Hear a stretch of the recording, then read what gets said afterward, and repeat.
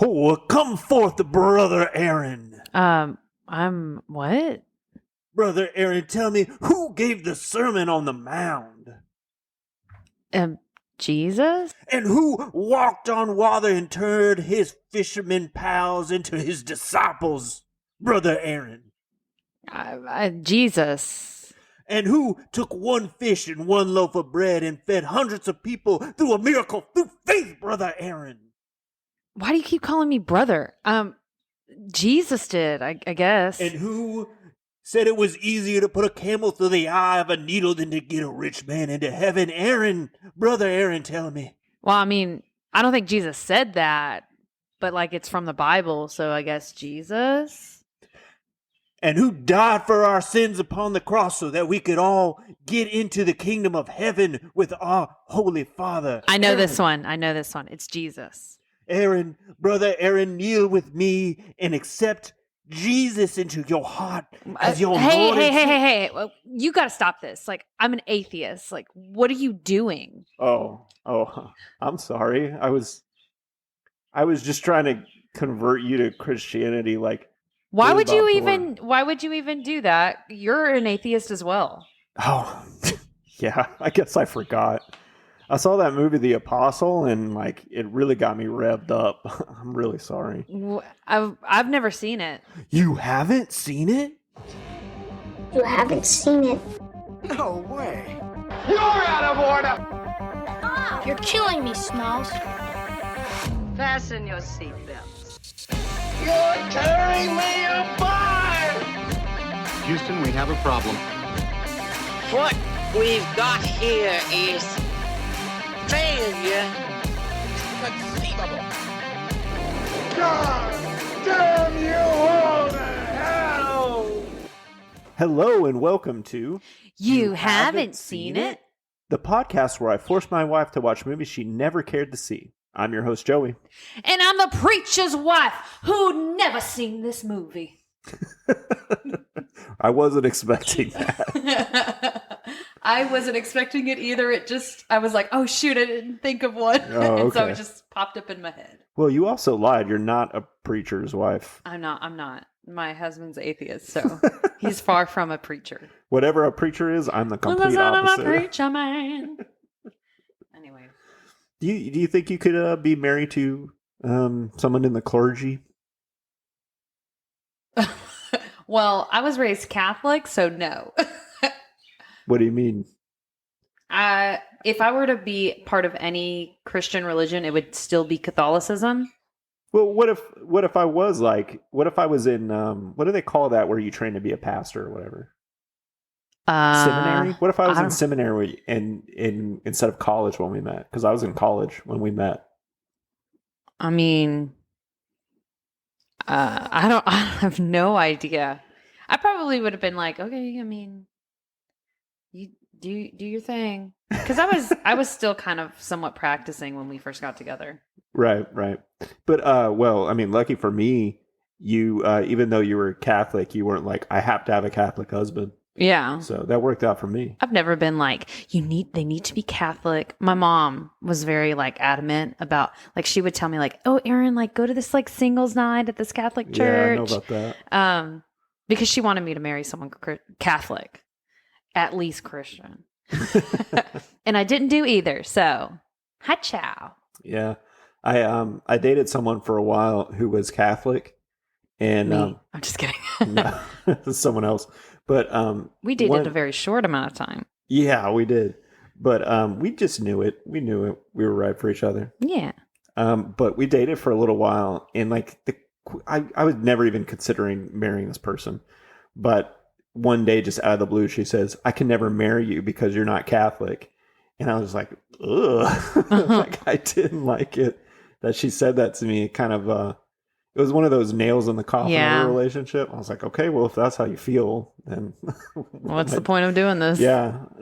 Even though I wasn't thinking about marriage at all at that time in my life to anyone. Anyway, so how you doing? I'm good. How long before you met me did you date them? Oh, a long time. I want to say it was at least 6 or 7 years Oh, wow. Okay, yeah. Before I even met you. Yeah, so you were in your early 20s. Yeah, like 23. Yeah, well, which is when I married you. That's how old you were when Yeah, you that's met how me. old I was when I married you. But, Yeah. Well, but I knew. I always wanted to get married, but I wasn't like trying to rush it. If I had met somebody at 23 that I felt like I wanted to do that with, I would have. But I wasn't like actively seeking it. Yeah. Some people say that men have to be ready to be married, and whenever they're ready, they'll get married to whoever it is that they're with. Whereas like women will find the right guy. I think that both of those are very unfair generalizations. No, yeah. But yeah, it's a thought. Maybe we only got married because I was the person at that moment when you were ready. No, definitely not. Okay. I don't think that's why either. I think it's because I got pregnant. No, I'm oh just God, kidding. no. Well, maybe that is a little part of it, but no, I love definitely you. helped push the needle along. I think it happened a lot faster because of that. Yeah. But no, I wanted to marry you. I'm in love with you. I'm still in love with you. I was in love with you then, and I knew you'd be a wonderful partner for me. Same. Yeah. Okay. All right. Let's turn off this stupid love fest thing. How's your week? My week was actually really good. This is the first week I've actually gotten to rest during the week. And yesterday we went to this really cool bird sanctuary. It's not even a sanctuary, really. It's partially a sanctuary. Yeah. They do rescue birds, but they also have like birds that they breed there. Bread birds. That sounds funny. Bread birds. But we got to like see a bunch of different birds, and it was really, really cool. And it was really cool to watch our daughter get to interact with some of the birds. Like there was this one really sweet bird that was letting everyone pet it. Yeah. I think it was a cockatiel. And it was like, it was a big bird. it was a big bird. And it was pink, but it was so sweet. Yeah. I think it was sick though, because there was a sign that saying like it's seeing a veterinarian, so it's not for sale.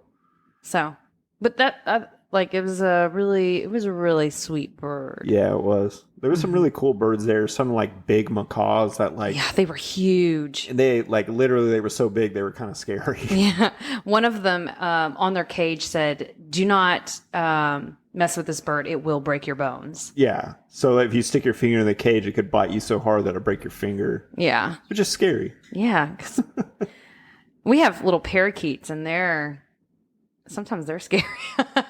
I'm scared they're going to peck my eyes out one day. But I don't think they will.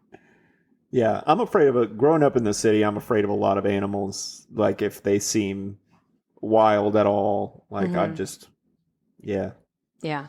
But then today we went and ate lunch and just kind of got to hang out as a family. And so it's been a really nice, relaxing weekend. Yeah.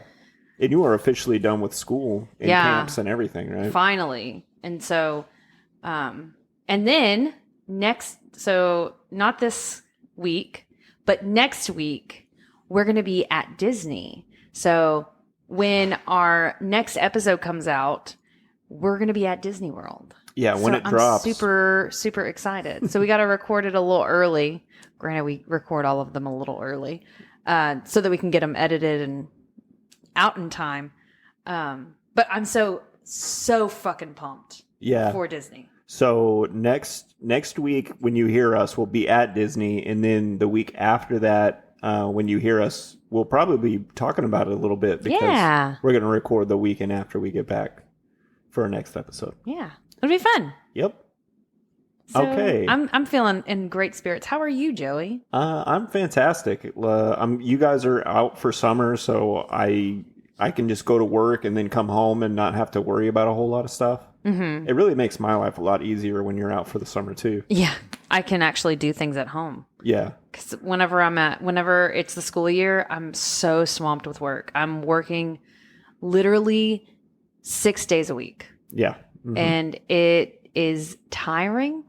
Yeah, to say the least. And It's exhausting for the whole family. Yeah. So it's really nice to have summers. That's why one reason I was didn't want to do the summer camps, because I was so exhausted from the school year.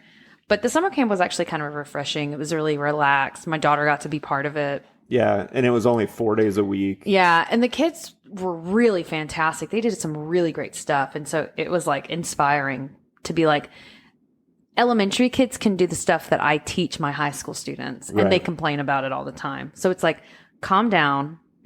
Elementary kids do this, and they're fine with it. Yeah. Like, you can do this. They're like, this is too hard. It's not. High school kids are just so lazy sometimes. Oh, yeah. I know, because I was one once. All right. Same. So today we're going to be talking about The Apostle. Yeah. It's a 1997 movie starring Robert Duvall. This was his baby. He wrote it. He starred in it. He directed it. He even put up like $4 million to get the movie made because nobody wanted to invest in a movie like this. Why, I'm not really sure. Maybe just because it's kind of like a small picture. It's not like a big budget movie that's going to make a lot of money. I wonder why he wanted to tell this story. Well, it said when he was traveling through the South or something, he stopped at some Pentecostal church. Oh. And he saw the way that they preached, and he was just like, wow, that's really interesting. I don't think it was because he grew up, going to churches like this. But anyway, it's interesting kind of movie, character-driven for sure. Aaron, did you know anything about this movie before we watched it? No, I never heard about it at all. Oh, period. Okay, short answer. Did you know who Robert Duvall was? No, not really. He looks a little bit familiar, but I don't really know any of his stuff. Yeah, he's been in a lot of stuff, and we're going to play a little game with all his movies later. Yeah. Did you know Farrah Fawcett? Yes, I know Farrah Fawcett. Okay. From Charlie's Angels. Yes, from Charlie's Angels and various other things. I really think she never got her due as an actor. No, she definitely was kind of, she had a really great time in the 70s, and then she was kind of pushed off to the side. Yeah, but she's had some really great performances under her belt over the years. Yeah, I think she's a really great actress. She did a really great job in this movie, too. Yeah, she was good, but she wasn't in it very much, unfortunately. And then also somebody's in it that we are like more recent fans of, and I can't find his name. I have no idea. Uncle Baby Billy from yeah, Walton Goggins is his name. Yeah, you're right. But Uncle Baby Billy. He's been a journeyman actor until somewhat recently, but he's been in The Righteous Gemstones, Vice Principals. He's done some stuff on HBO, but he's in this movie. And he's quite good too, even though he's not in it a lot. He doesn't have a lot of lines. No. So, what are your initial impressions of the movie? Well, 10 minutes in, what did you think the movie was going to be about? So, whenever you told me that it was The Apostle, I thought it was, I thought it was going to, I knew it was going to be somewhat religious, just based off of the name. And we watched a short little clip, the trailer. Yeah, we watched the trailer. And from that, I gleaned that this was very similar to some of the people that lived in my small town where I'm from. Very similar church style. Right. I've been to churches like this. Pentecostal churches, even non-denominational. I've been to a lot of different types of churches in the South because I had friends that were congregates, that were members of the parishioners. congregation. Yeah. Oh, okay. Of the church, and so I would when I would stay the night, and it was Sunday, we would go to church. I would go to church with them. So I've experienced a lot of different churches. I have not experienced very many churches, but living in Texas, and then I lived in Georgia and North Carolina for a little while, you sort of get a feel for this culture of like Southern Baptists, I would call it. These preachers and people who go to these churches who will talk a whole bunch and use a lot of words, but what like the actual message of what they're saying is like, you could have just said like, I like God. Yeah. But you just talked to me for like a whole 3 minutes to say that. It's very wordy. Yeah. And very lofty and very like soulful. Like they're emanating a lot and they're moving around a lot.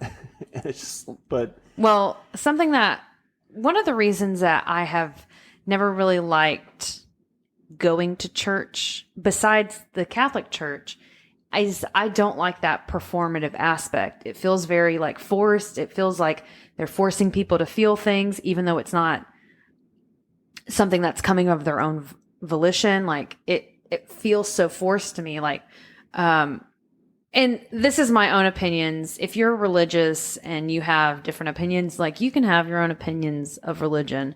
These are just what I've experienced growing up in a Catholic church and going to see, because my mom's side is Catholic, but my dad's side is like Baptist and Pentecostal. And so they like whenever you said he went to some Pentecostal churches, I was like, that's what it is. Because I've been to some Pentecostal churches and like I've seen people talking in tongues. One time when I was... Well, this movie very much stays away from that aspect of it. But the animation of it and all of that is still present, which I feel is kind of manipulative. Yeah, I agree with you 100%. I think the entire Christian religion is manipulative. I think the manipulation is built into the religion because it says like, oh, if you want to go to heaven, and you got to believe how we believe. Yes, you have to accept Jesus Christ as your Lord and Savior. Like it's built into it. I don't believe that there is like a non-manipulative Christian church out there who would just be like, okay, yeah, fine. You can go on not believing anything, but you know what? You're going to go You're going to go to hell. You're going to go someplace that you don't like. There's always that little bit of that stipulation. Well, you can if you want, but you know what happens to those people?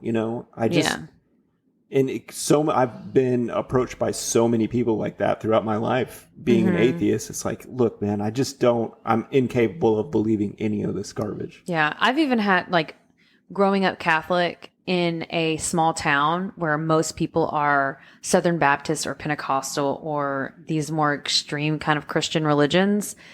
I've had people say your religion is wrong. And like they spout so much hatred towards me, and like I'm not. Well, it's like, towards anyone who's different than them. Yes, it's not you specifically. And I'm not saying like, oh, the Christian or the Catholic religion has never done anything wrong, because yes, they have done a lot of things very wrong. And you want to name some, or you just want to go down the list? Down the list, there's a lot of things. I probably can't even think of right now, but. I'm not, I don't know how to say it. I just like having someone like say that your religion is wrong or that you're wrong, your way of thinking is wrong, is so hurtful and like disgusting. I went to a Baptist church one time and literally the preacher on the pulpit was standing up there and was like, the Catholics believe this and this and this. And I was like, no, we don't. They were like, they worship Mary. And I was like, no, we don't. We give her. This is very much a lot. Like if you're trying to understand MAGA and Trump supporters, it's a lot of very Pentecostal, very Southern Baptist type people who are like, this is the way and that's not the way. Yeah. And like, literally, I wanted to stand up and say, all of what you said is incorrect because I'm Catholic. And you're a jerk. And I wanted to walk out, but I didn't. I held my tongue, and it was so frustrating because literally almost every single person I went to school with went to that church. And so if I did that, people would like hate me at school. Yeah. So I was like, I can't say anything. Yeah, that would be social death for you at your small town high school. But watching this, like, I felt very like icky, and just like the feeling, it's Robert Duvall, right? Yeah. So his character, so many of the things he did reminded me of my grandfather. Right. On my pawpaw on my dad's side. Just because like he was like he was drinking a lot, and he was like smoking, and he was like on his deathbed, and he was like, I found Jesus. And then all of a sudden he became this preacher, and like he would go to different churches and take me with him sometimes. I hated it. But he reminded me a lot of my grandfather. Right. Which I didn't like. My grandfather wasn't a horrible person, but I'm not like, I never was like, oh my gosh, let me stay at my grandpa's house. Right, yeah. Never wanted to do that, ever. Yeah, I totally get that. I was going to say, we were talking about just Christianity as a whole, and I would say, if I had to choose a religion, I would choose Judaism. Because a big part of Judaism is like, we don't go around witnessing to people and trying to get people to join our religion. Mm-hmm. It's sort of like a birthright thing. Like, if you really want to become Jewish, you can. Yeah. And you got to read a bunch of books, and you got to get a little skin nipped off your dick. Because I've heard about adults having to do that when they convert. Well, there's also like different branches of Judaism, and like they're like religion. I would also say that they are the most. I'm talking about the mainstream thing. I'm not talking about like Hasidic Jews or what's the traditional. I forget what they call that. Fundamentalism or whatever. Yeah, I know what you mean. Yeah, but it'll come back to me. It doesn't matter. But I don't know. Tradition. I don't know. Yeah, if I had tradition. But if I had to be some sort of monotheistic religion, I think that's the one I would choose. They're also like, what I was going to say is that they're like the most accepting religion of like the most popular religions. I feel like they're very accepting of a lot of people. Yeah, I think so too. I used to work at a Jewish community center, so I was around a lot of Jewish people, and like they were always so accepting of everyone that came in. They like the kids that were at the camp, like they didn't treat you any differently if you weren't Jewish. No, but also they're not a majority religion here, so like they just couldn't get away with that ever. Yeah, but the people already hate Jews enough. Yeah, there's no way they could get away with doing some of the stuff that Christians do. Yeah. Well, I'm just saying, like, they're very like accepting. Like, we even had, when I was working there, we had during a training one year, they had this community activist for LGBTQIA plus individual, like children. And they came in, they were like, this is how we deal. Like, this is like, I'm Jewish. This is how we interact with people of this community. Like, it's okay in the Jewish community. There's nothing that says like you should never, like, don't do that. Like, it's so they're very accepting of people and their idealisms. Yeah, I used to wonder. Fundamentalism. I used to do freelance work for the same Jewish community center that you taught at, and sometimes I would wonder, like, do they think that I'm Jewish? No. And then one day one of them was like, so how was your Christmas? I was like, okay, they don't think but I would, like, I'm totally fine. If they thought that I was Jewish, I'd be fine with that. Yeah. But I kind of also think they knew that I wasn't. Yeah. So anyway, you want to get into the movie? Or yeah. You have some other things you want to bring up real quick before we get into it. I think I'll bring them up as we go through the movie. Okie dokie. All right, so the movie starts in 1939, and a young little boy, Robert Duvall, is being taken to church by, I guess, his mom. Yeah, something about this movie at the very beginning, it was very confusing, because it started off with that scene, and then it jumps forward, but it doesn't say it jumps forward. Yeah. it just jumped forward, and I was like, wait, those seem like they're in, like, I literally wrote the note. The first scene looked like it was in a whole different decade than the previous one, or the second scene. And I was like, what the hell is happening? It didn't make sense. Well, the first one said 1939, and then the second scene... It's like a car crash. Yeah, but there's like modern cars around. So. Yeah, so I was very confused. Oh, that was confusing. I was like, what? That was so, like, the, what is it called whenever it's, like, consistent throughout the movie? Consistency? Anyways, yeah, it was not, I was like, this is so inconsistent for this movie to start off in this decade, and, like, all of a sudden they have these modern cars and they look like they're in the 90s. Yeah, I mean, I think that whole thing at the beginning with him going to church as a little boy could have been cut off completely. It's highly unnecessary. Yeah. We know that this guy's been going to church his whole life. We can tell. Yeah, and he looked bored. Like, I think one of the things that they were trying to say, like, oh, he's been going to church his whole life and it's been a big part of his life. But he didn't seem interested. The little boy was just like, man, I don't want to be here. Yeah, maybe it was one of those situations where his parents are like, you're going to be a big child actor. And he's like, I don't want to. But, like, if they wanted to keep that in there, they should have had him being, like, really, like, captivated by the preacher, like, that he was watching. But it was not. Like, everyone else was like, yeah, we're having a decent church service, and the kid was like, I don't want to be here. I want to go home and play with my, I don't know, fiddlesticks. Fiddlesticks. I don't know what, my cup and a ball. I want to play with my cup and a ball. Yeah, well, I think they could have just lost that whole scene. We didn't need it. Like, we can tell this guy's been a Southern church going person his whole life. Yeah, he could have just showed up at that car accident and done his little business. Yeah. We didn't need it at all. Yeah, because the car wreck happens and he goes up to this person in the car and he's like, I'm going to pray for you, brother, and we're going to save your soul, and da-da-da. And a cop comes over and he's like, dude, you can't do this. Yeah. But he was so like, I'll let him do it. And I'm just going to say, oh, you can't do it. Wink, wink, wink. Hey, stop it, dude. You can't do that. Go ahead, keep going. Yeah,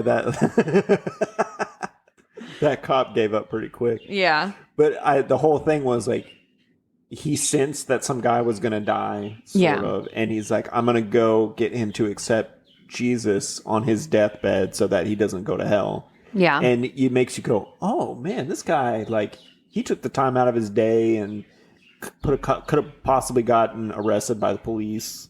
Yeah. For interfering with their crime scene or whatever. And you're like, wow, this guy, he could be a really great guy.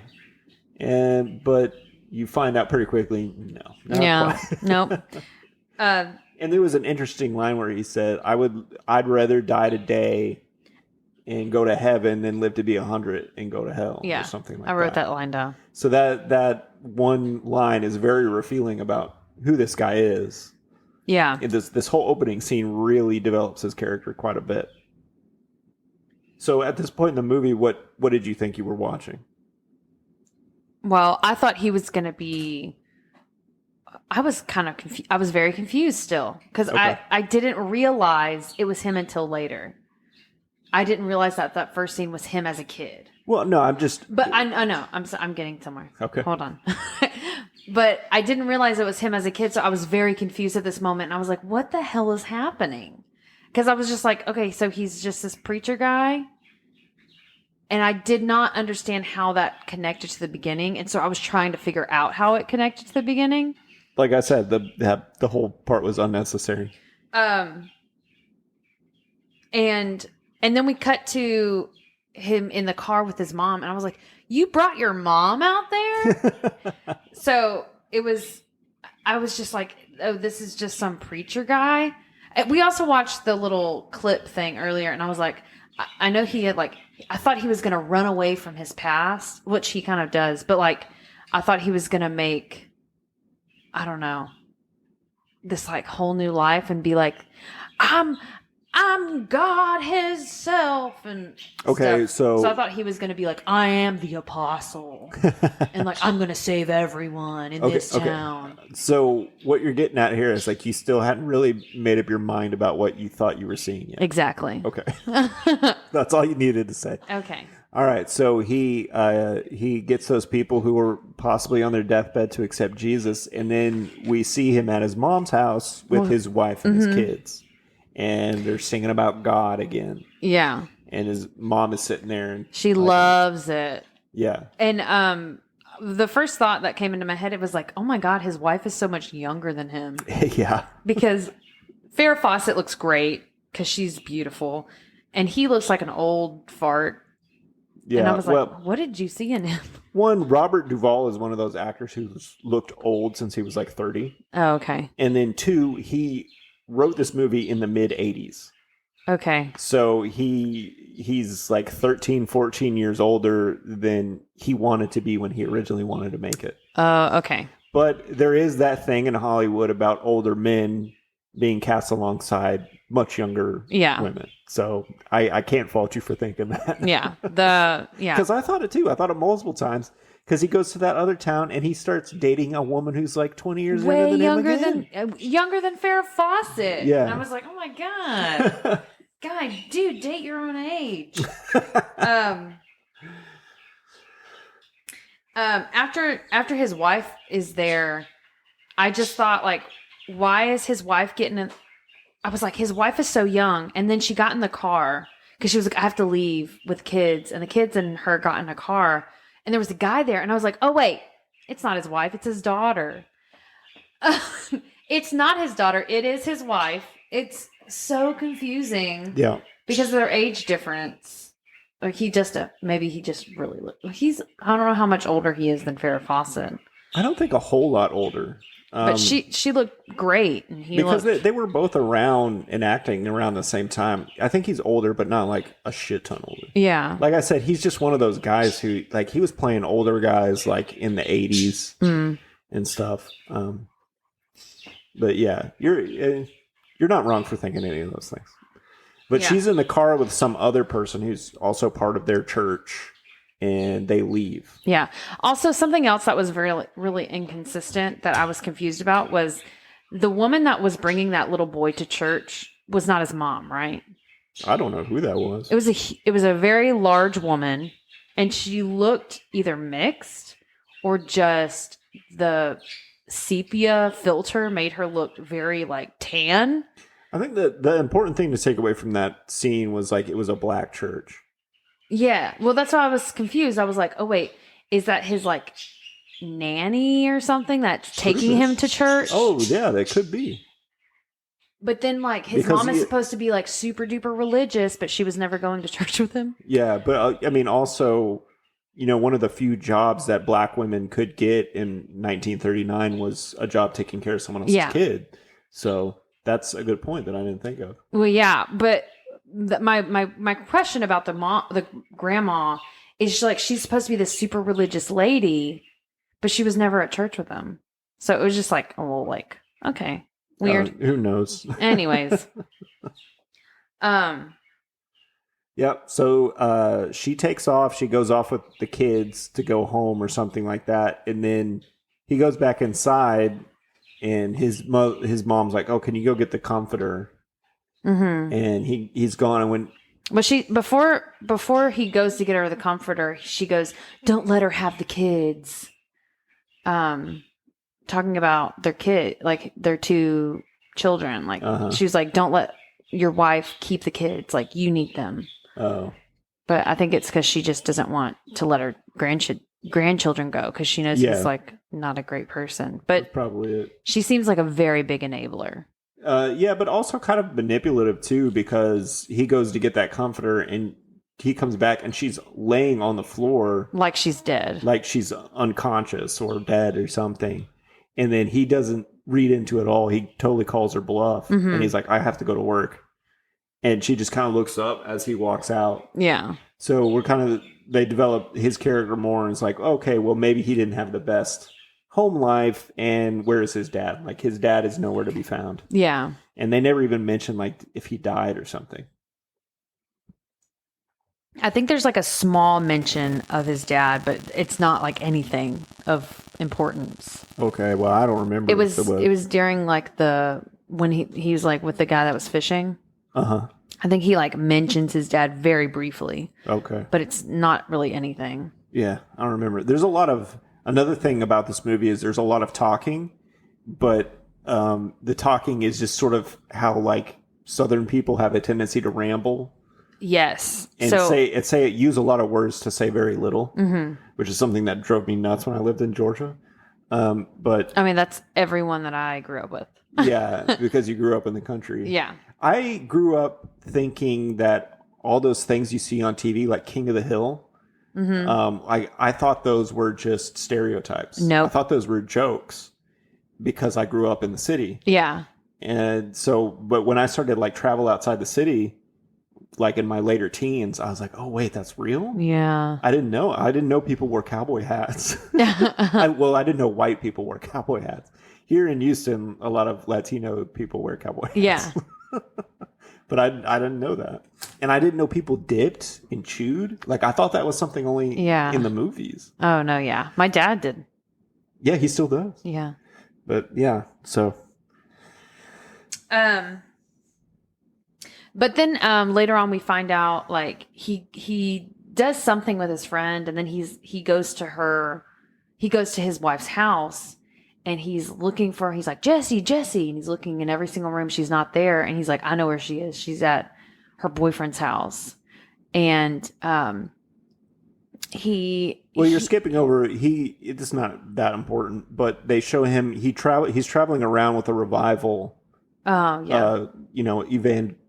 Evangelizing with people. So he's on the road, and his wife can just essentially do whatever. Yeah. And that's when.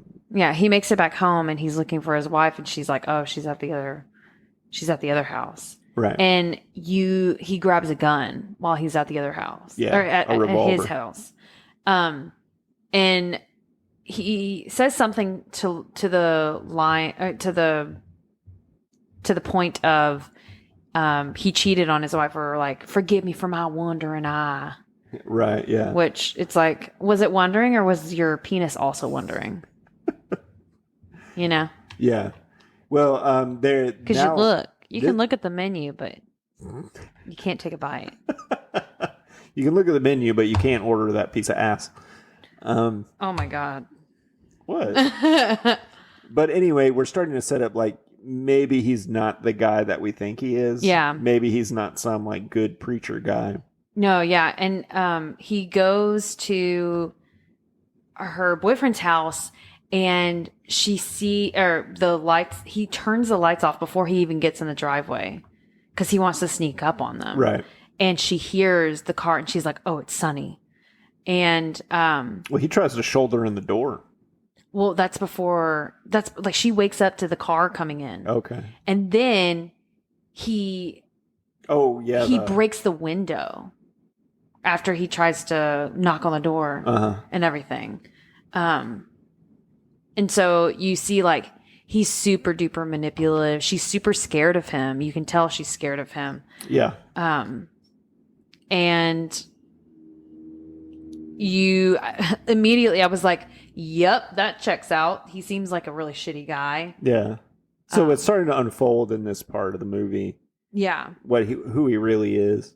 And then they're together at home again. And she's just basically flat out saying, like, look, I want a divorce. Yeah. And she's trying very, very hard to stick to her guns and, like, put her foot down and be like, look, I'm not... You assume that they've been through this at least 2 or 3 times. Yeah. It's probably usually about his infidelity. Yeah. He seems to also, like, that's another moment where he's like, I'm sorry I have this wandering eye. Aaron, you don't have to say it like you're a preacher. I'm sorry I have it. I can't help it. But he tells her, like, I'm sorry about all of that, but can we sit down and pray on it? And she's like, I don't want to pray with you anymore.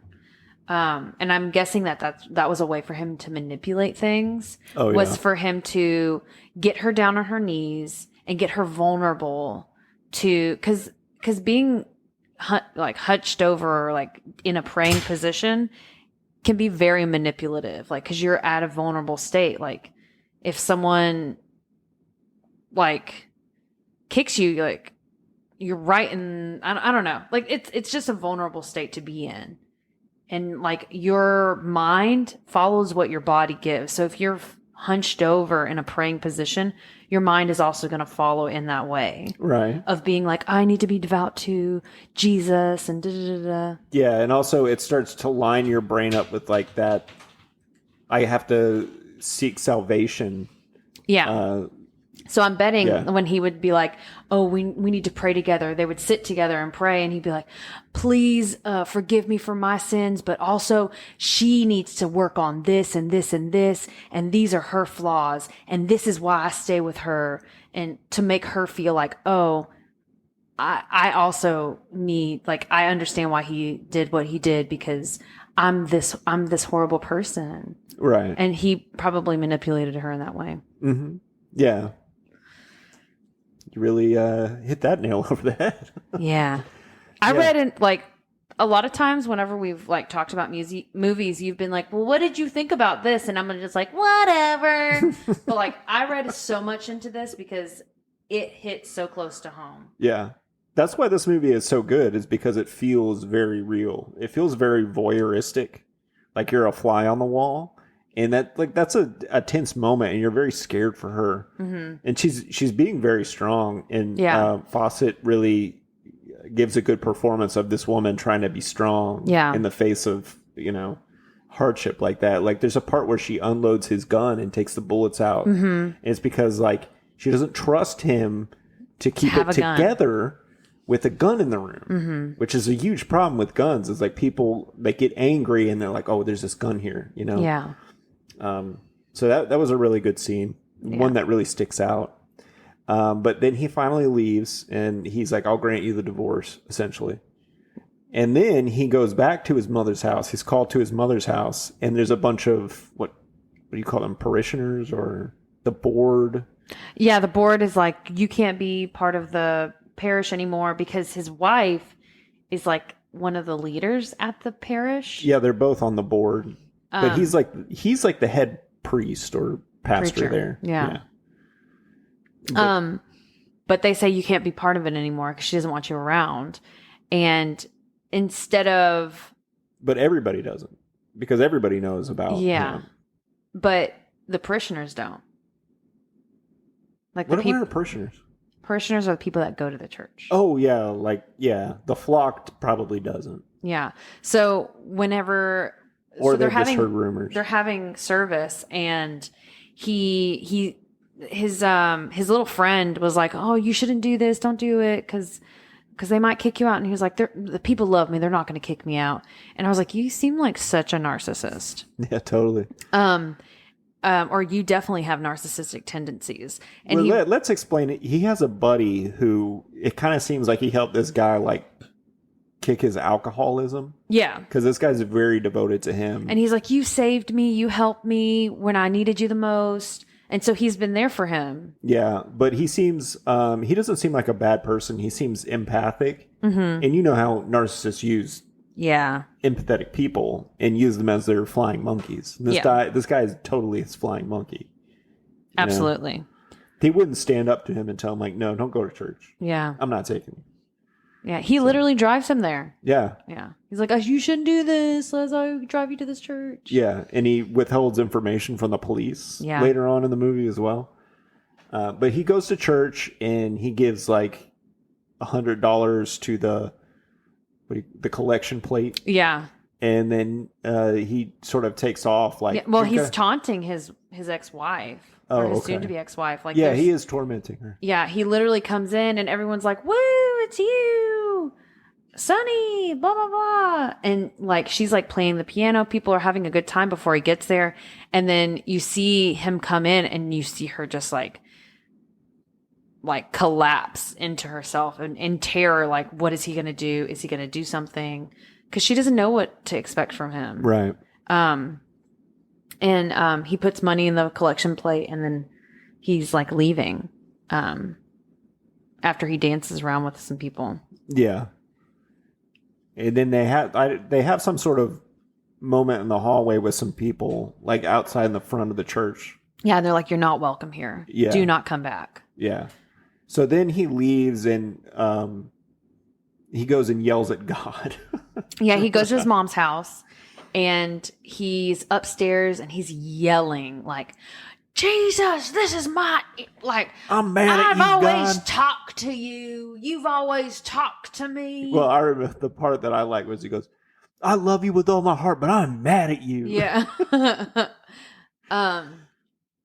That's something about these types of like, I don't know, that sounds horrible, these types of people, but like that culture of like Southern Baptists, like Southern Christianity, where like he's up there, like all he needed to say was like, man, I sure am man of God right now. Yeah. But he's up there just going and going and going.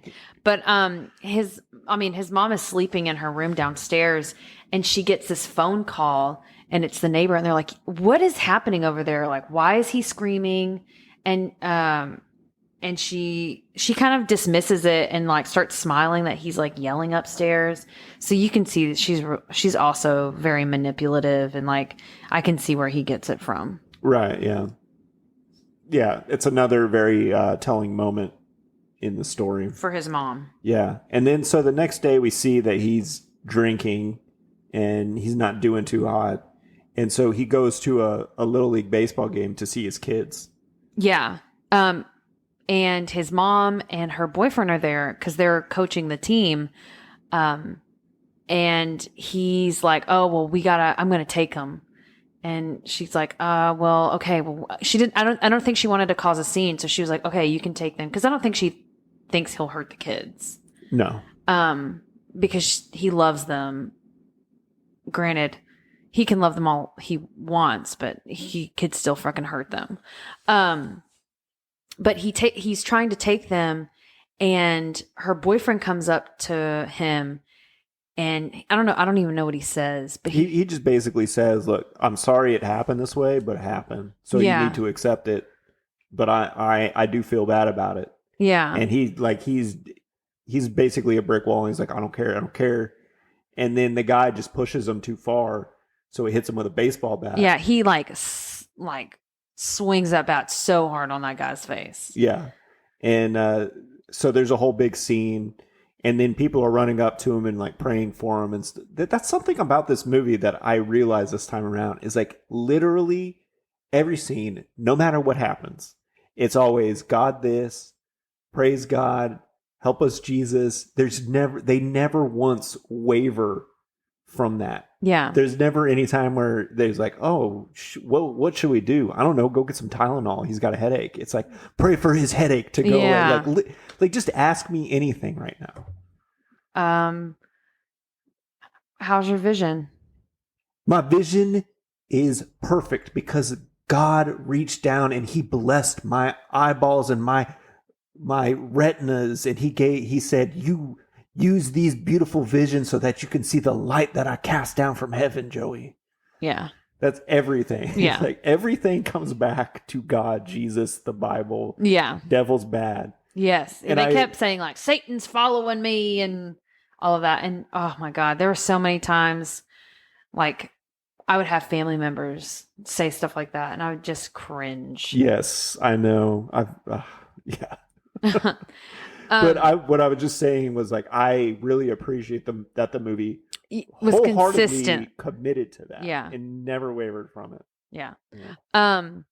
So he hits him with a bat, and then everyone starts praying on him, and he grabs his ex-wife's hair and starts pulling her out, and she's like, "No!" like screaming, and everyone's like, "Oh my God, this guy needs to be stopped." Yeah, and something that really stuck out to me was like his kids are like, "No, stop it!" and his son, they want to run away. It's like hitting him in the chest, I think, but like his kids are really scared and like, don't do that to our mom. Like, whew.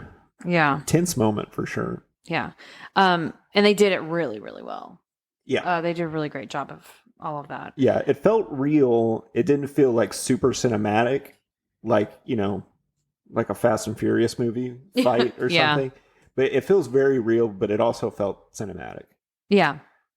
So I liked it. So then he goes on the run, and he's driving down the road. Well, he's trying to leave, and his friend comes up and he's like, "Don't tell anybody where I'm. Like, I'm not going to tell anyone where I'm going. Watch out for my mom. Watch out for my wife, my kids. But I'm gonna leave. I'll call you. Collect." That's what he tells him. Yeah, and then he leaves and he's driving, but he doesn't really know where to go to. Yeah, they show him at a crossroads, and he kind of does a circle. And then decides to go down one of the roads. Yeah. And then he pushes his car into a river or probably a bayou. Yeah, probably a bayou. Because this is like southern Texas or...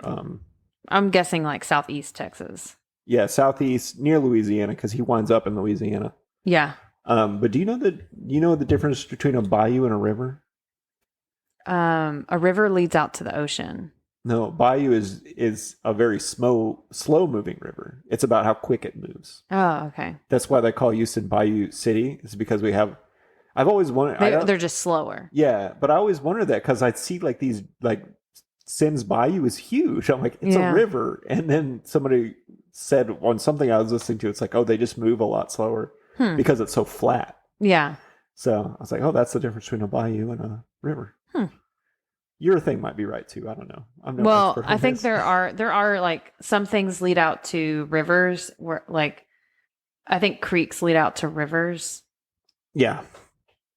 But maybe because like they're also like the bayous lead out to the ocean, I think. Yeah. So they go out to Galveston Bay. Yeah. So they all lead. You're probably right. Anyway, who cares?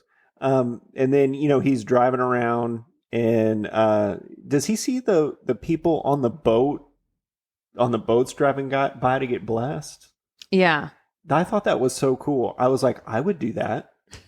I would get on one because they had these decorated boats and it was like a parade. And then they would go by a pastor and he would like bless you. Oh, it was a priest and he was like, was he baptizing people? I don't know. I don't think he was baptizing people. He was just giving them holy water. Okay. Like there's there's a certain time of the year where in the Catholic Church, like it's usually around Easter time, and they'll take what Jesus walked on, and then they'll dip it in holy water, and then they'll like sling it and like hit you in the face. And whenever it hits you, you do the sign of the cross. So violent.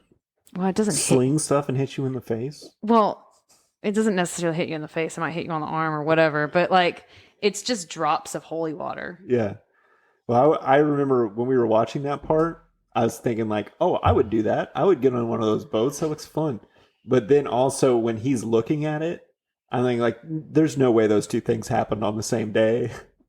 What do you mean? Like they probably sent out a second unit to get shots of stuff. And they're like, oh, there's this thing happening at the river. Mm-hmm. Let's go film it. And then they have to get a reaction shot of Robert Duvall being like, yeah, that's cool. Yeah. We got different religions, but we got to get it somehow. Yeah. That's what he says or something like that. Yeah. And then so he happens upon like an older black man like fishing in a bayou or a river or something like that. A guy with crutches. Yeah. And he stops to just chat with them. And the guy offers him like a place to stay. Like he's like, I got one of those little pop-up tents. Yeah. That my kids like to play in. And he's like, I'll sleep in that. Also, he tells him about he's got like a brother or a cousin or something that. Yeah, that's later on. Like after that night, he's like cooking fish and everything. He's setting up his tent, and then that night happens, and you see the guy that was fishing that was in the house. You see him grab his gun because he's a black man. Yeah, and he sees this white man that needs help. And I think he's like, do you really need help? Or are you going to do something to hurt me? Yeah, that would be creepy as hell. Yeah. To have some, like, even the race thing aside. Yeah. That would be weird to just have some guy be like, hey, can I sleep in a tent in your backyard? Yeah. I would be like, no, get the hell out of here. So he lets him sleep over, but he sleeps with a gun that night. Yeah. Yeah, I thought that was funny the way he's like, I'm sleeping with my gun tonight. Yeah. And I also think he was talking to himself because he was like praying and stuff. And so he grabbed his gun also being like, well, what is this guy? Who's this guy talking to? He must be crazy. Yeah. Yeah. Yeah. And then so the next day he decides to baptize himself in the river while in the the guy's river. fishing. Yeah, and the guy comes back and sees him like doing this self-baptism and is like, whoa. Yeah. But that's when he baptizes himself Apostle EF Yeah. instead of Sonny because he's on the run Mm-hmm. For attempted murder. for attempted murder. Yes. At this point, Yeah. it's attempted murder. Is it? Did they ever say what it was? Yeah. Because they said the guy's in a coma. Yeah, but then we find out at the end later. Well, at the end, he's charged with homicide. Yeah. So But- he's dead.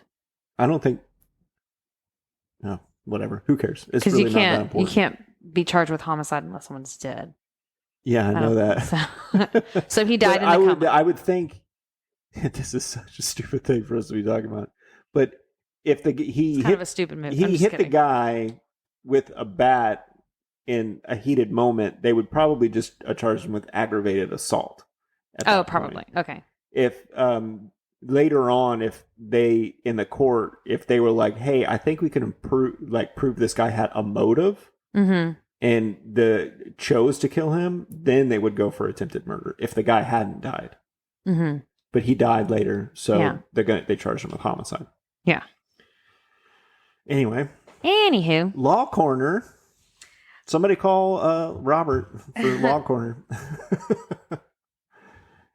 All right, so my notes, I stopped taking notes after this because I'm just like, I'm really into the movie at this point. Oh, okay. So, well, they're walking back to his house after he baptized himself. He's like, "Yeah, I'm a preacher." And the guy that he stayed with, he was like, "Oh yeah, my brother was a preacher, or his uncle or a cousin or something." Yeah. They were a preacher, but they're not preaching anymore. They're retired. And he was like, "Oh, where are they at?" And he told him where they were at, which is in Louisiana. I don't remember what it was called. I don't either, but he says it's right down the road, maybe an hour. So it's easy for him to get to. And he goes to this town and he shows up there and he runs into Uncle Baby Billy Yeah. from the Righteous Gemstones. And you didn't recognize him right away, right? No, not at first. Yeah. It But then wasn't you until saw he those, smiled. Yeah, you see those big old teeth he's got. And I was like, "Oh no, it's Uncle Baby Billy." Yeah. And he helps him fix a truck. Yeah. And then the radio guy pokes his head out the window and is like, "Hey, are you the new mechanic?" And he's like, "Yeah, I can fix anything," or Yeah. something like that. And then he asked where that The Reverend was. yeah. And so he goes in search for the Reverend Brown, I think it was. Yeah, that sounds about right. Or was it like Blackwell or something? Blackwell, that's what it was. Yeah, Brother Blackwell. So he finds him and he's like, "I want to start this new church here. And I want to start it with you." And he's like, typical of this movie, he's saying like, "The Lord sent me to you." And he's like, "How do I know that?" Yeah. And he's like, I'll find out if the Lord really didn't send to you. Mhm. Like, these people really do feel like they have a strong connection with God. Yeah. And but he convinces him to let him preach and start a church. Yeah. And then they go to see this church, but it's run down. And Yeah. the guy, he says like, "I'll work and you can take it out of my paycheck," and all Yeah. this stuff. And he's like, "Well, the land and the church are mine. Like, Yeah. I own it. It just has some like back taxes on it Which- or something." I don't understand how it has back taxes because churches don't pay taxes. Yeah. I don't know. Maybe after it wasn't a church anymore. Maybe. Maybe the land. I don't know. Yeah. But then they show Robert Duvall's character like working some odd jobs. Yeah. And He's he- like at an ice cream shop. Yeah. And he really likes kids because the kid comes up and asks him for a snow cone. He's like, "We don't have snow cones, but here, have this sucker, have this Yeah. lollipop." And then he goes to see the radio guy and he's like, "Hey, can I preach on your radio?" And he's like, "You got to pay me because I've had some preachers like you leave town." And he says, "You can't speak in tongues." And he's like, "Don't worry about it. I won't speak in tongues." Yeah. And- And then he lets him on the air. Yeah, he lets them on the air after a while, but they start building this church. They get a church bus going. Yeah, and they he's like- start like decorating it. Sorry. They start decorating this church bus. And so you see, like, he kind of he's like a jack of all trades. Like, he's able to do like a lot of different little things. Yeah. So I don't know what I was getting at. Oh, it doesn't matter. But then there's a woman that works in the office at the radio, and she seems like kind of interested in him. She likes the way he preaches and stuff. Mm-hmm. So he asked her out to dinner, and they go eat. And then, But before this, like, they go to this like party, this like church party or something. right. And I just wanted to point out that one of the captions said, "All people are hootin'." All people are hooting. Yeah, it said. The actual the caption said. captions on Prime. The caption said, "All hooting," All hooting. because everyone was having a hoot and a holler. A hooting and a hollering. I thought it was funny. Okay. That was it. Yeah, and then he calls his buddy from there, right?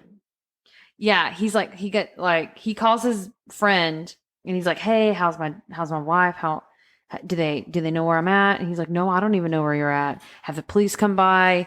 He said that the police came by, but he didn't know where you were, which is the truth. Yeah, so he has plausible deniability. Yeah. And then he goes, "But your mom is in the hospital. She's not doing too well, and I go visit her every day." Yeah. And also, what do you think about this character? Do you think that there's good in this guy at this point? Or do you think, like, one of our birds is going crazy? He's mad. No, I'm just kidding. I'm kidding. He's mad. He's yelling at our other bird, Dio. He's like, "Get your ass over there. Figure out what that is." So by this point in the movie, do you think this guy is just like an unredeemable piece of shit? Or The preacher? yeah, Yes. the main character? Yeah. Yeah, because I think a lot of people would watch this and be like, "Oh, maybe there's some good in him." But to me, by this point, it's like you've had a lot of time to think Yeah. over what you're doing and how many people you're hurting, and you could turn yourself in Yeah. and make all this go away and do the right thing, but you're still not doing it. Mm-hmm. I know it's kind of early to say this, but for me, through this whole movie, I just like, this guy is not a good person. No. He has so many opportunities to do the right thing, and he never does it. Yeah. Until, like, finally the cops are like, "You're coming with us." And then he finally is like, "Okay, I'll go with you." Yeah. Anyways, there's back to the movie. They're getting the church ready. And something that I thought was super weird was, like, there were all these random kids singing these songs while they were fixing up the church. And I was like, where the hell did these kids come from? Like, it wasn't his kids. Well, if I'm doing some work for the movie, I'm thinking he needs cheap labor. So he goes around to these people, these other good Christian people, and he's like, "Hey, I'm building a church. Can your son come work? And I'll give him like $10." Yeah.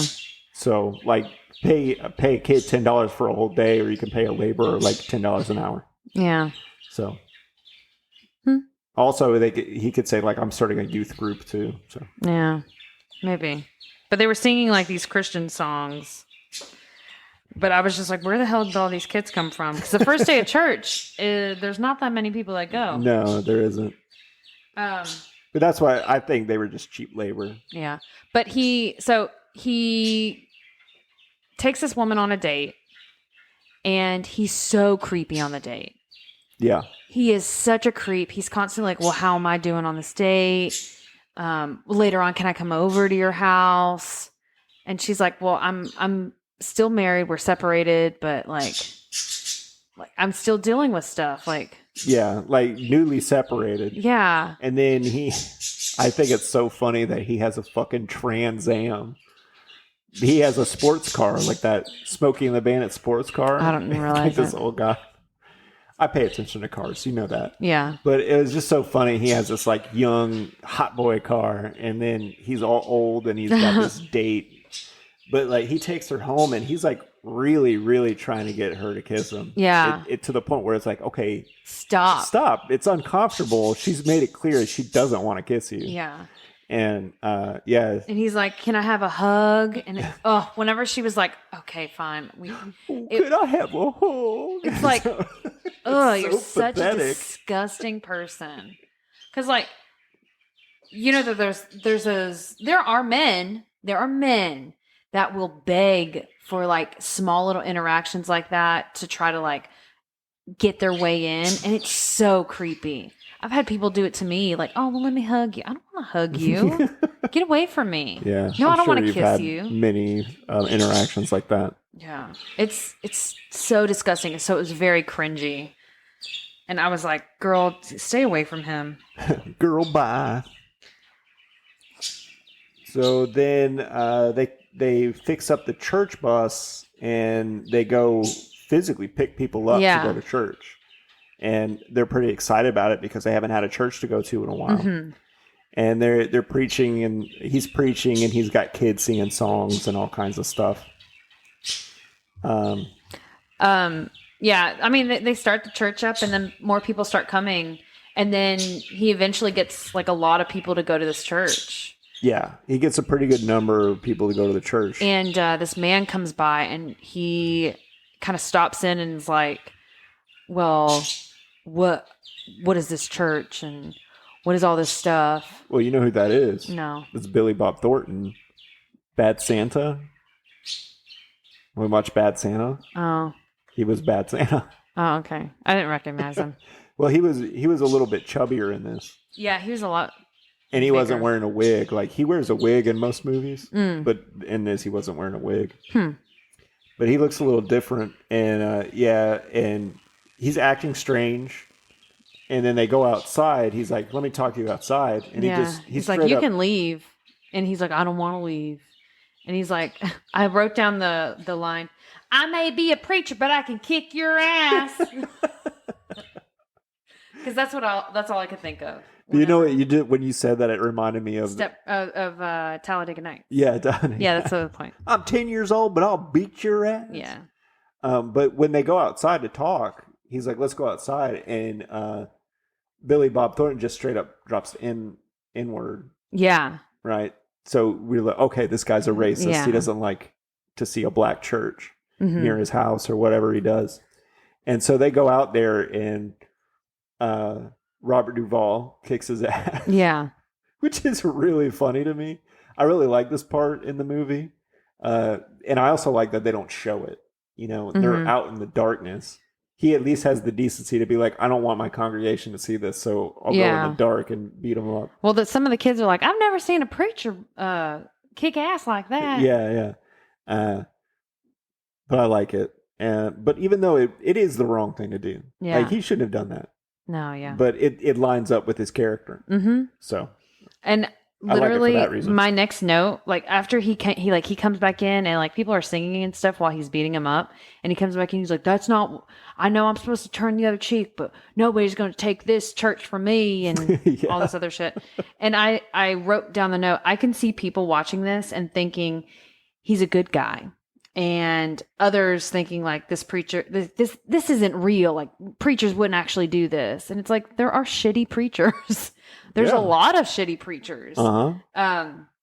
But also, like, I can see some people thinking like, "Yeah, hell yeah, that's a great preacher. He's beating the shit out of people for their church." Yeah, there's tons of people out there who thinks it's okay to start a fight with somebody else because, like, that person they perceive to be as bad or whatever. You know, it's ridiculous. Like, there's so many avenues that you could have done. Like, you could have just gone back inside and locked the door. Yeah. Could have called the police. Like, the police will come to a church. Yeah. And you could have had you can get the police, an off-duty police, you can pay them to come to your church. Yeah. During your services. Well, I think he didn't want police there because he was on the run. I'm just saying, like, if you think this is good, like, there are ways that you can deal with shitty people. I'm saying, like, this is what you could do if you were a normal person. Yeah. I'm not, because, like I said, this perfectly lines up with his character, which is why I like it so much. Yeah. I don't want to see him, at this point in the movie, I'm not here to see him redeem himself. Yeah. And I don't care about that. Yeah, this is the same night that woman who he went on that date with goes to his church and watches him, and she sees him fight him. Oh, okay. Yeah, that's right. And then he brings her back home, and that's when he tries to kiss her. Yeah, again. And he does kiss her, and like, it looks so nasty. Like he's like forcing himself on her, and I just hated him even more. Yeah, because there's one point where she says like, maybe some other time. Well, he's like, let me come in, and she's like, well, maybe next time. Yeah, and he's like, well, no, like now, like let me in, and all this other stuff, and it's like, leave her alone. She said no. yeah, but the thing is, like, in my mind, he's really blowing it because she does like him. Yeah, She has feelings for him, and it's like, if you just didn't move so fast, you know, like when I see guys doing that, I'm like, you're gonna blow it. Like you have a clear path to something, yeah, but you're trying to jump the gun. And yeah. So then the next day, or the next scene, is at like a little like church picnic. Like they've got like the whole congregation there.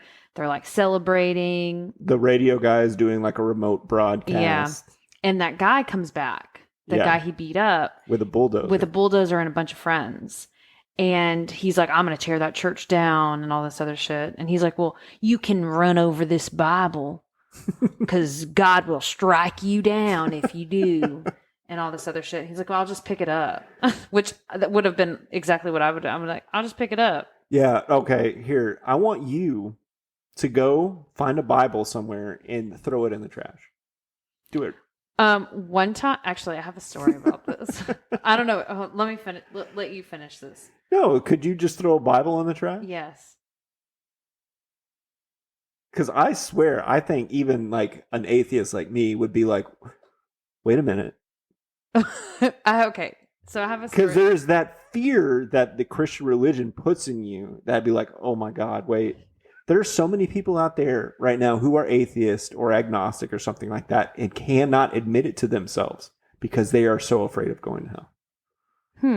Yeah, I could see that. You know people who go to church because they're afraid. Yeah. They say they believe in God because they're afraid. Yeah, I have a really funny story about my grandpa actually. Okay. So I grew up in the Catholic Church, as everyone now knows. You mention it every episode, just like I say I was born in Houston every episode. Okay. Anyways, so I never had we never really had Bibles in our house because we would read them at the church and what we would. Well, in Catholicism, the people aren't supposed to read the Bible. It's supposed to be interpreted through the priest. Yeah. But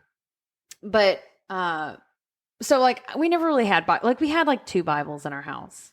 Did your parents have any books in your house? Not really. But we had one or 2 Bibles. And something that I didn't know that people did in other religion, other Christian religion, is highlight in their books. And I was like, what? It dumbfounded Somebody me. wrote all in his Bible. I'm going to throw it away. Hold on. It's worse. And my grandpa found me doing this. I like where this is juicy. I like this. So my grandpa gave me this Bible and it had all this highlighting and this writing in it. And I was like, what the hell is this? I don't want to read your shit. So I was going through every single page and ripping out the pages that had highlighting or had been written on. And I was throwing them in a fire pit. My grandpa walked up on me. He was like, what the hell are you doing? And I was like, I don't want to read a Bible that has a bunch of highlighting in it. Grandpa, these pages ain't no good. Somebody wrote all them. He's like, that's my writing. Because it was his Bible. Oh, that's what my aunt's Bible looked like. I swear to God, he was like, this is a devil child. So, no, yeah, I would be fine throwing a Bible away. Okay. Sure. Maybe you, but I know that there's people out there who are just like, they would be like, well, I don't need this. And then they would go to throw it away. And they'd be like, well, should I? You know, 'cause Yeah. there's that fear that they put in you since Yeah. you're a child. Like, I grew up in a Christian family, I would say, but we never went to church, and my parents, my grandparents, my aunts didn't ever teach us about any of it. Mm-hmm. So I didn't grow up with any of that. Yeah. I was pretty old when I realized that all that stuff about having to accept Jesus Christ as your Lord and Savior. I was probably like 3rd or 4th grade Yeah. before I knew that was like a requisite. I thought people were literally just born to a religion. Mm-hmm. So I don't know. Yeah. My also brain, one of my things about why I was like, it's just fine if I rip these pages out and throw it away, because there's so many Bibles. And like, No, everyone is anointed by God. Every single one. okay. You can buy them at freaking Costco. Yeah. I don't know. I'm going to go to Costco and get my monthly, bulk Bible. Like, you buy Bibles like you buy Diet Coke or Well, something. maybe for, I don't know. I got a 12-pack of Bibles. All right. So anyway, where were we in the movie? He was forcing himself on her. Oh, okay. Oh, the guy is going to run over the Bible yes, with that's his it. Yeah, Billy bulldozer. Bob Thornton. And They put 2 Bibles down, and his friend next to him, he's like, pick it up, and the guy goes, I ain't gonna pick that up, and he walks away. he's the guy that I'm talking about. With my Bible Yeah. analogy, yeah, he's that guy that I'm talking. Like, he's probably never been to church in his life, but then he's like, oh, I ain't touching that Bible. Yeah.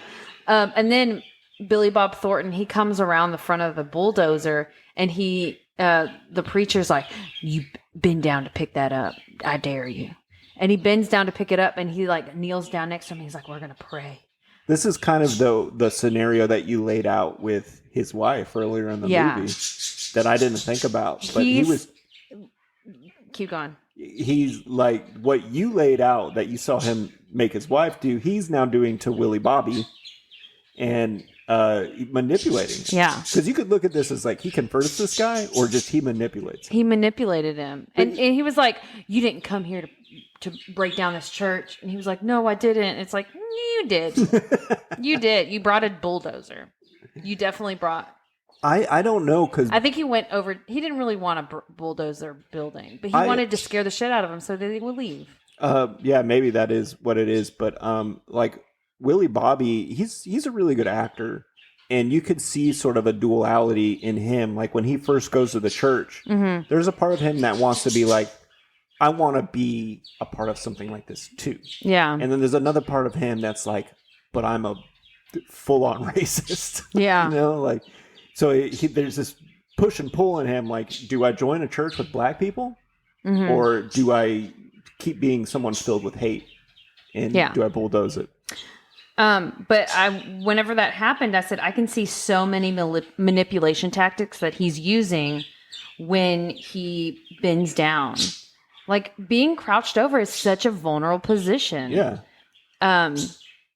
And he manipulates him into, well, I mean, granted, he manipulates him in a way that he's not going to destroy property or hurt people. So that's good. Yeah. He truly did use his power for good in this scenario. Yes. But it was also still very manipulative. And it just shows me, it made me think of all of the times that I'd been to like any like church function where they have music playing really soft, and they're like, if there's anyone in this house, open the eyes of my heart, that needs to reach out in the arms of the angel. Okay. No, you were supposed to keep going. Okay. If there's anyone in this house tonight who has been searching, trying to find Jesus, come forth and let him touch you, you know? Yeah, I know. And so all of the times that those things would happen in my life, I was just like, those are so manipulative. Yeah. Every single time that happens. Absolutely. Like there's people that go to like these Christian like gatherings where there's these huge crowds, and they like play this like really like amped up music, and then they bring it down, and like they manipulate you to feel a certain way. There are thousands of stories of people that I have come across in my life, and like heard podcasts about, and comedy bits about people being manipulated like this. And yeah, it's all over the place. He's on the radio trying to sell what were those things? Like shawls? Oh yeah, some kind of shawl to pray with. Yeah, something like that for $7.95.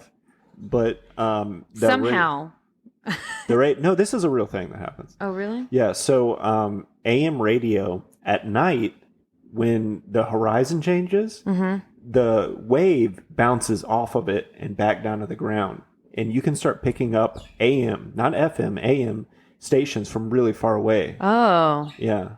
It specifically at night for some reason. I don't remember exactly why, but it's something about how the wave works for AM. Weird. I had no idea. Yeah. And I remember doing this when I was a kid. I used to listen to the radio a lot when I was a kid, and you could pick up some weird stuff at night. But anyway, she hears him and she recognizes his voice, her Farrah Fawcett. Yeah. And then, so that's when she hears him and she's like, wait, is that Sonny? Yeah. And he says where he's at.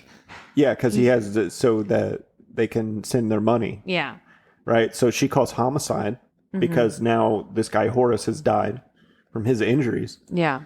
And they come to get him, and he's in the, also he goes to Blackwell to confess. Yeah, after this moment, he goes and confesses to him, and you see Uncle Baby Billy outside the window. Yeah.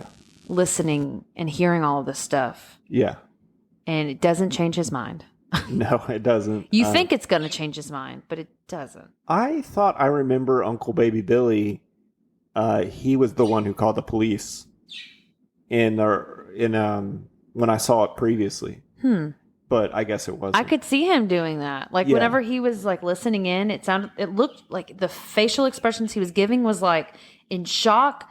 I can't believe this man would do this. I need to call the police. Yeah, that's what I thought, that he was the one who tipped off the police. But then I read online that it was Jesse. But then again, what's good about this movie is like the open-endedness to it. Yeah. It kind of lets you make up your own mind, because he seems extra upset. Yeah. When they come to take away Robert Duvall. Mm-hmm. And also, this is like, Robert Duvall is at this restaurant and he sees his wannabe girlfriend trying to reconcile with her separated husband. Yeah. And she's with her kids, and that's when he's like, I can never look through that window again. Yeah, yeah. And that's when he goes to confess to Blackwell. And then Blackwell says, like, look, we love you and we'll keep your secret. Yeah. Right? When they come, they'll come. But we'll have some things in place. Yeah. So, like, they've put a bunch of jewelry together so that whenever the cops come and take him, like, they don't take his jewelry and they can sell it. Yeah. He puts it on top of the hood of the cop car. Well, he said it's in the middle of the church. Oh, okay. So I'm guessing he stored other jewelry or other expensive things so that they can sell it and give it to the church. Yeah. And the ending for this movie is very long. He gives a full church service. Oh my God, it's so long. Yeah. And he asks people in the church for testimonials, and they say how happy they are that he came to their town and all this stuff. And I don't know what he's trying to do, because it's not like the cops can hear it and be like, we'll leave. You can stay here. Oh, never mind. You know what? Let's just forget about this whole homicide thing. You seem like a pretty good preacher. And so they take him off, and Uncle Baby Billy, or Sammy, he is in the movie, seems really upset. But you kind of think like, oh, Sammy is going to take over the church. Like he's sort of handing it off to this guy. And you think, oh, well, Sammy's actually a good person. Yeah. So Sammy's the one that's grown the most. Yeah. It's really kind of his movie in a way, because he's the one who grows. But you say like, okay, at least because the congregation is good people. Mm-hmm. So you're saying to yourself, well, at least they're in good hands, and there's somebody who's going to continue to do the work that Robert Duvall set up. Yeah. So you're not worried about the people of the congregation at this point. Yeah. And they take him away, and the credits roll, and you're like, okay, kind of an abrupt ending. Well, there's this one part during his sermon that he says, the Holy Ghost will enter you. And I said, that sounds so inappropriate. How many times has the Holy Ghost entered you? None. None? None times? None times. Oh. I don't really know how he would enter me. It just sounds so inappropriate. Oh. You know? Yeah. The Holy Ghost will enter you and enter you and enter you and penetrate your heart. Penetrate your heart. Yeah. I just was like, we need to do a bunch of, I thought people would hate this. Religious people would hate if we just came up with like a bunch of ways that the Holy Spirit could enter you. Yeah, well, there was, I don't know if you, have you ever been a South Park person? No. Fan? I never was a big South Park person, but I had a lot of friends who would watch it, so I would just watch it. And there was one where Cartman becomes like a Christian singer, and literally every song he sings is an innuendo. So there's like this one is like, Lord, I want to feel your salvation rain down all over my face. It was really funny. But yeah. And so the credits roll, but then it flashes to him on like a chain gang, like a prison work crew. And what's he doing? He's preaching about the Lord. About Jesus. And everyone's replying, Jesus. Yeah. So you kind of get the feeling watching it. It's like this guy was put on earth for one thing. Yeah. And it wasn't to be a good person. Yeah. There was also this one part where they're at the congregation, like before he leaves. And like he has like 5 other people up there. And there's a bunch of men in the audience. And he's like, they're like saying these things. And they all put a fist up and say, Jesus. Oh, yeah. Jesus. And every time I saw them do that, I was like, they look like Nazis. You know? Yeah, they did. It was really creepy and I didn't like it. Yeah, a lot of this Christianity stuff it creeps me out. It always has. It's so weird. It's the hive mind that these people get from living their whole life only knowing that. It's creepy to me. Yeah. But anyway, that's our movie. Yeah. The 1997 Apostle. And Aaron, I want to get your no bullshit assessment. What did you think of this movie? I thought the movie was done really well. Like the characters that they portrayed were portrayed quite accurately. Like I feel like the person that was the preacher, I could see him as someone that was a well-respected and trusted person in my hometown. And I can see him also doing all those horrible things because there's a lot of really shitty people that have positions of power and they take advantage of it.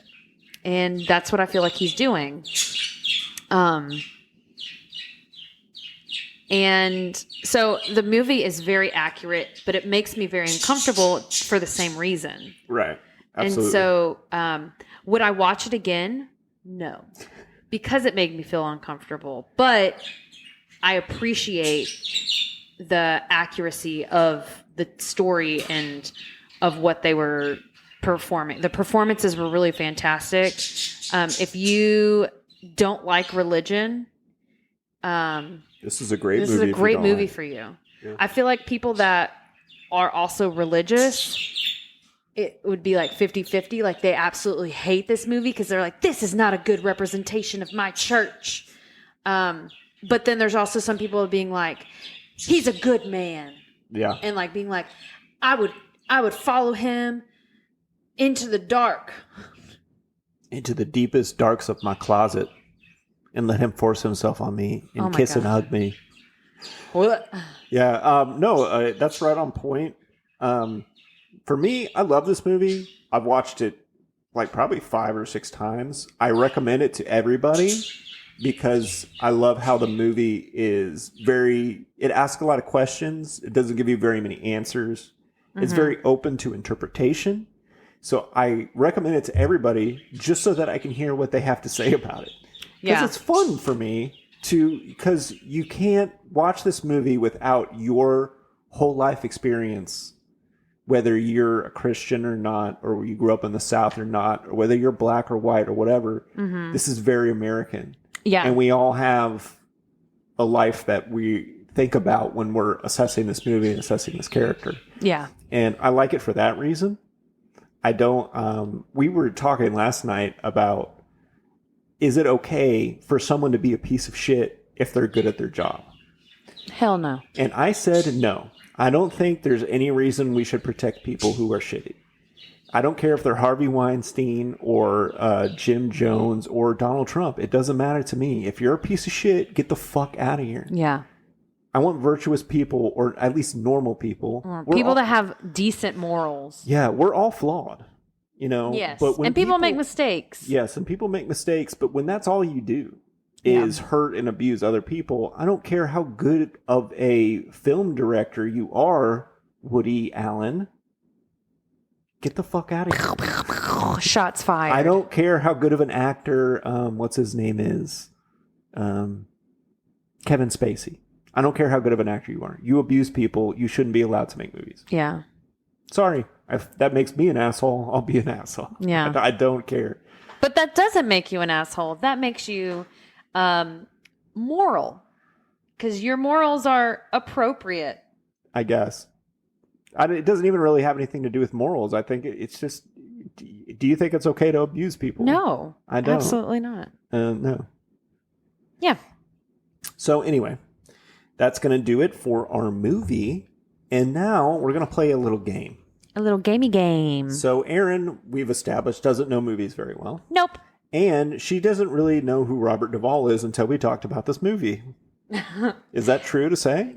Very true. Can you name another movie he's been in? No. Okay.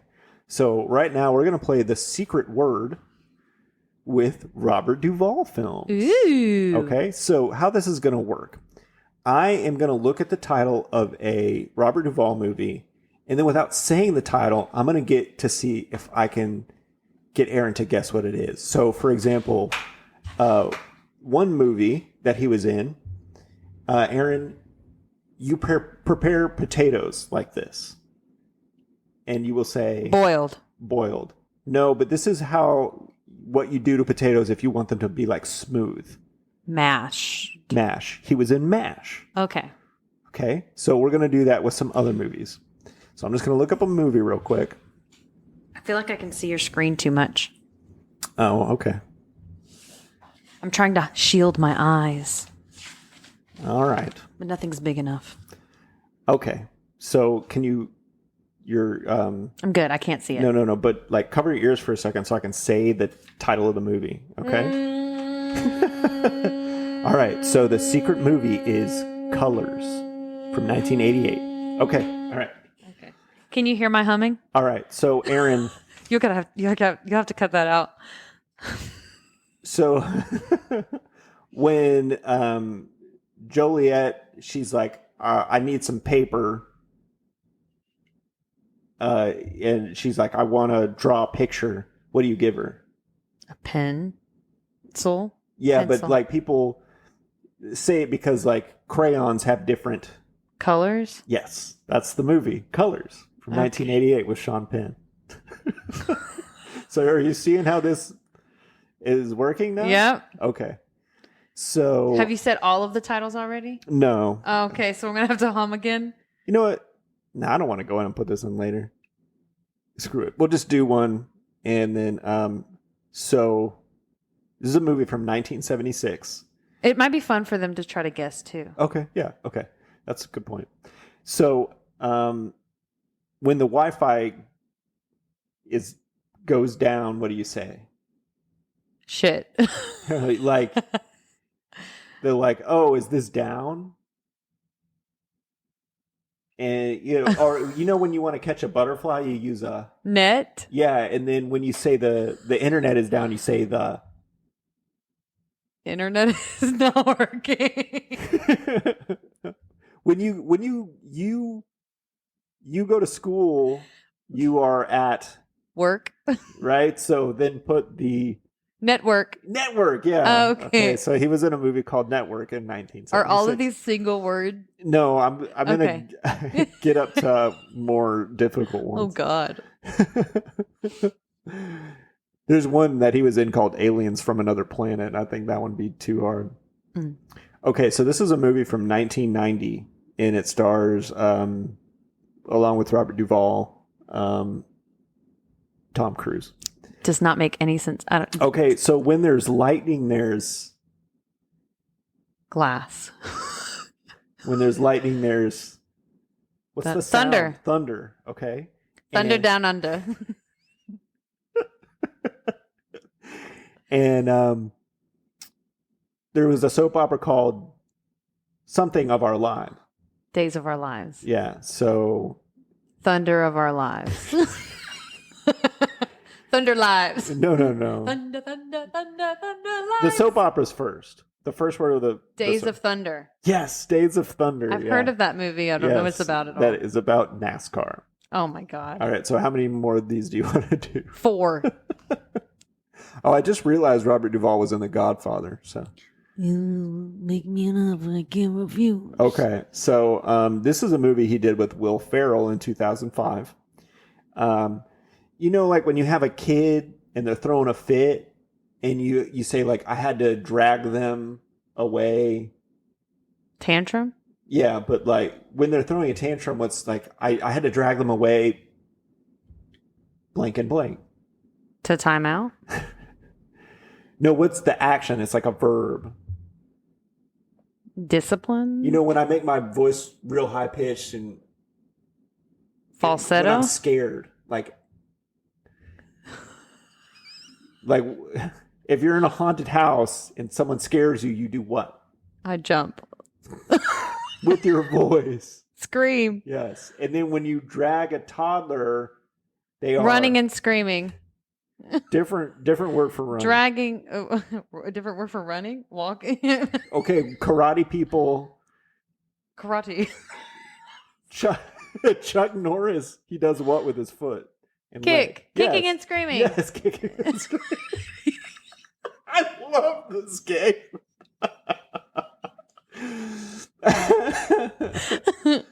Okay, so this is a movie he did in the 70s with Marlon Brando. Is he in that? I don't know what that means. I don't think he's in that. Never mind. Okay, so this is a movie he did with Michael Douglas in 1993. Okay, so when you trip, you do what? Fall. You fall, and then the bottom layer of a 2-story house is First floor. First story. When you do that one pose that's like a dog and Downward. yeah, down and so Fall down. but it's progressive. Falling down. Yes. Okay. All right, let me look for one more. Some of these movies I'm not even sure if he was in.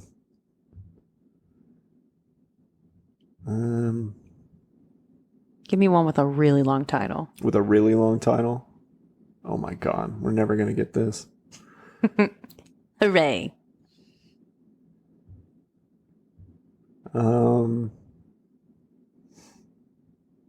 Okay. So when it gets dark outside, it's Night. okay, and then there's a state that's a couple, like one state over from us, and it's New Mexico. Yeah, but somebody might say that the country below us is Mexico. but the opposite of new. Old Mexico. Yeah, so after dark in this country. Night in Old Mexico. Yes, it's called A Night in Old Mexico. Oh, look at me. I feel like I'm the one doing all the work here. All right, so that's going to do it for our episode. This is a pretty decently long episode for us. Yeah. Well, there's like 10 minutes of it where I'm talking to my dad. Oh, right, but I'm going to cut that out. Yeah. So we don't have to hear your conversation with your dad. One-sided conversation. You probably actually would be able to hear him through it. Yeah. My dad's very loud. Yeah.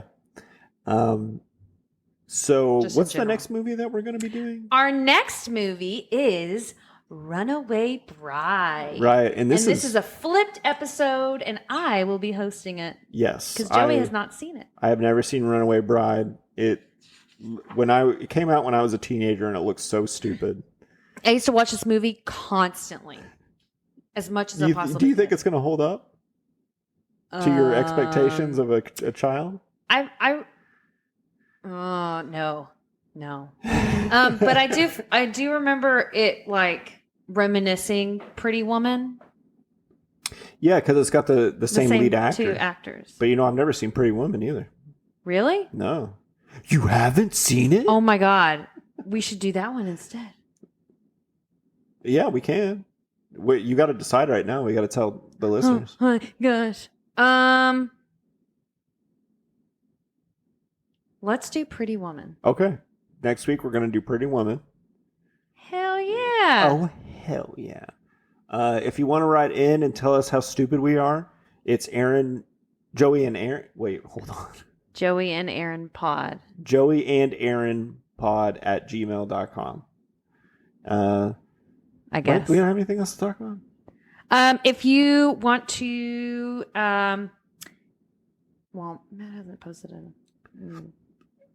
Yeah, okay. Yeah. Nope, that is it. That's it. I guess. Okay, well, thank you guys for listening to. This has been You haven't seen it? Bye, everybody. Goodbye.